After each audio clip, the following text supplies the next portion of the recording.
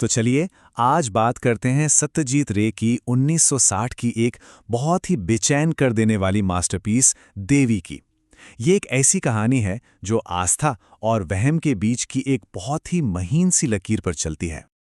सोच कर देखिए, क्या हो अगर एक परिवार का विश्वास ही किसी के लिए जेल बन जाए। बस यही वो एक सवाल है जो इस पूरी फिल्म की कहानी को चलाता है और हमें ये सोचने पर मजबूर करता है कि जब भक्ति एक जुनून बन जाती है तो क्या होता है। कहानी हमें ले जाती है 1850s के दशक के ग्रामीण बंगाल में।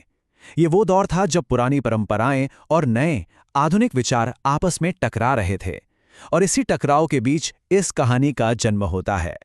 पूरी कहानी की, बल्कि कहें तो पूरी त्रासदी की शुरुआत होती है सिर्फ एक सपने से। एक बहुत ही रसूखदार और धार्मिक जमींदार हैं कालीनाथ। उन्हें एक रात सपना आता है और वो ये मान बैठते हैं कि उनकी अपनी बहू दोयामोई कोई आम इंसान नहीं बल्कि खुद देवी काली का अवतार है। और बस इसी एक सपने के बाद दोयामोई को देवी का दर्जा दे दिया जाता है। लेकिन ये सिर्फ एक नाम नहीं था, ये एक पहचान थी जो उस पर थोप दी गई। एक ऐसा बोझ जिसे उठाने के लिए वो कभी तैयार ही नहीं थी। पर ये जो दिव्यता का ताज था ना, ये बहुत जल्दी कांटों का ताज बन जाता है। जो सम्मान था वो एक जेल में तब्दील हो जाता है, एक ऐसी जेल जिसकी दीवारें आस्था से बनी थीं। और ये सब कुछ बहुत तेजी से होता है। पहले तो वो सपना आता है, फिर उसे सबके सामने देवी घोषित कर दिया जाता है, और फिर इत्तेफाक से एक बीमार बच्चा ठीक हो जाता है और लोगों का यकीन और भी पक्का हो जाता है। धीरे धीरे दोयामोई अपनी असली पहचान खो देती है और देवी की एक ऐसी भूमिका में कैद हो जाती है जिससे बाहर निकलना लगभग नामुमकिन था। अब इसका जो असर दोयामोई पर पड़ता है वो बहुत गहरा होता है। वो खुद ही शक करने लगती है कि क्या क्या वो सच में देवी है। ये उलझन उसे अंदर से तोड़ने लगती है और वो अपनी ही पहचान को लेकर खो जाती है। और यहीं पर फिल्म का असली टकराव शुरू होता है, जब कहानी में एंट्री होती है दोयामोई के पति की, जिसकी सोच बिल्कुल आधुनिक है।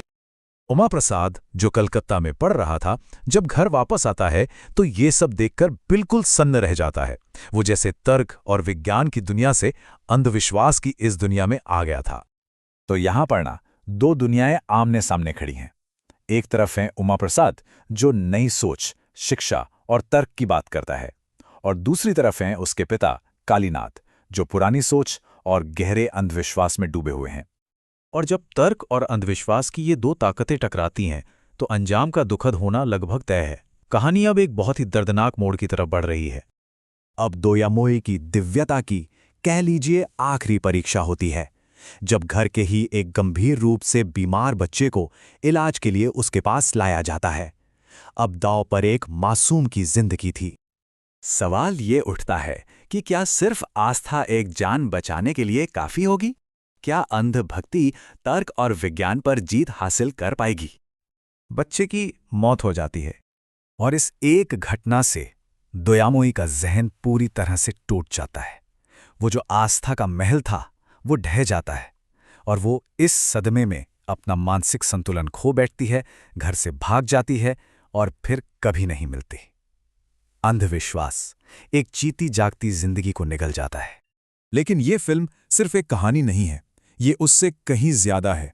तो चलिए देखते हैं कि देवी आज भी इतनी जरूरी फिल्म क्यों मानी जाती है। देखिए, ये फिल्म कई लेवल पर काम करती है। एक तो ये अंधविश्वास पर एक बहुत तीखा सवाल उठाती है। दूसरा, ये पितृसत्ता पर एक गहरी चोट है कि कैसे एक औरत की अपनी पहचान को ही खत्म कर दिया जाता है।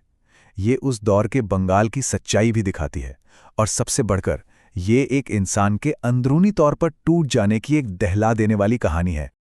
और एक बात जो इस फिल्म को और भी कमाल की बनाती है वो ये है कि जिस एक्ट्रेस शर्मिला टैगोर ने दोयामयी का ये इतना मुश्किल किरदार निभाया, उनकी उम्र उस वक्त सिर्फ 14 साल थी। और आखिर में फिल्म हमें एक बहुत बड़े सवाल के साथ छोड़ जाती है कि भक्ति खत्म कहाँ होती है और वहम शुरू कहाँ से होता है। ये एक ऐसी लाइन है जो शायद बहुत ही धुंधली है, और ये सवाल आज भी उतना ही मायने रखता है।